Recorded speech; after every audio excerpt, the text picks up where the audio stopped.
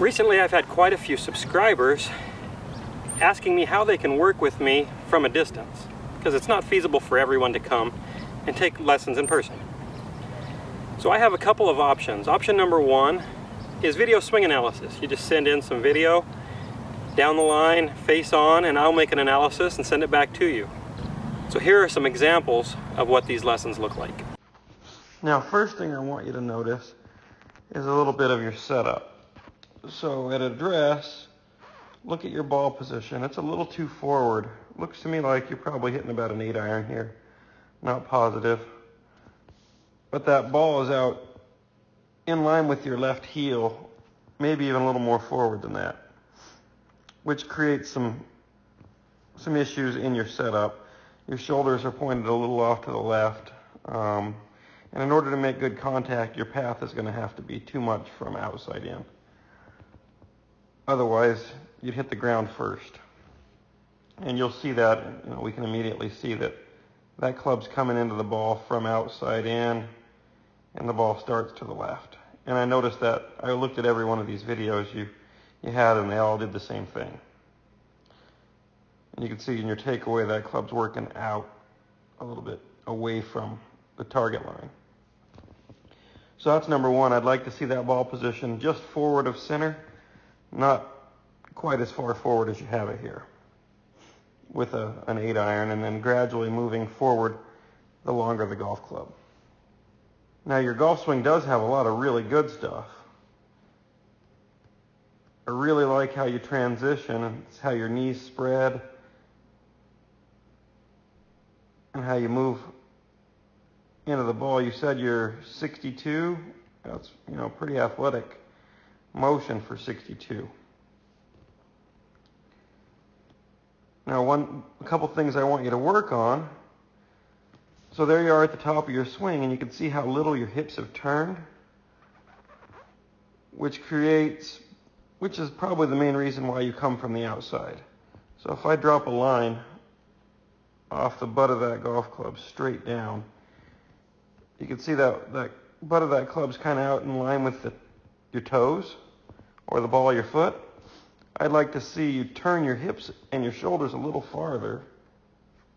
So at the top of your swing, we're getting a little bit more than 90-degree shoulder turn. And most of that's going to come from a little bit more hip turn. So your right hip's going to work back. You're going to let your right leg straighten out a little bit. And that's going to get that butt of that club back more over your right heel instead of out in line with your right toe. And that depth is going to allow you to be able to swing a little more from the inside. Because you can see that club's coming in above your right shoulder and coming into the ball from the outside slightly. The move's pretty good. We just need to get a couple little pieces a little bit better. So you need to allow yourself to turn a little bit farther back and then keep doing what you're doing, and it's pretty sweet. Way to go. You've made a huge progress in just the one lesson I gave you. Now I want to pick up and take it a little farther. So just look at how much progress you've made. You have a nice takeaway. You get to the top of your backswing, things look pretty good. They looked pretty good before, but you could see your weight was getting out in your toes a little more. It's not as much now. And here's what really changed. In transition, your arms were so fast over here that the first thing you see coming around is that left elbow. Now, you can see as you turn through it, you don't ever see your left elbow. You see the club first. So that's awesome. Good job. So look at the difference in those two. Okay, so now what I want to work on is two things. One is as you transition, your legs are straightening out in transition instead of flexing.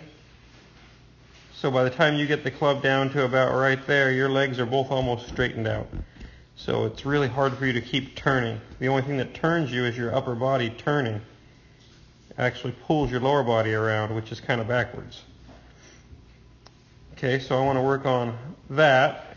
Then I want to work on what your left arm does going through the ball.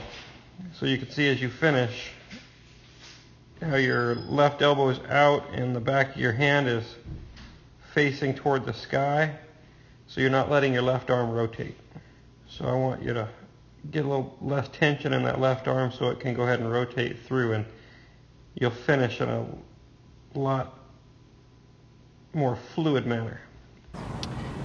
Second option and my preference would be to do online live lessons with you, where I first do an analysis, then we have a live call via Skype or FaceTime, and in those calls I can show you the drills I want you to do and walk you through how to do them. And I found that players make pretty darn good progress through those live lessons. They're not the same as coming out and seeing me in person, but they're the next best option.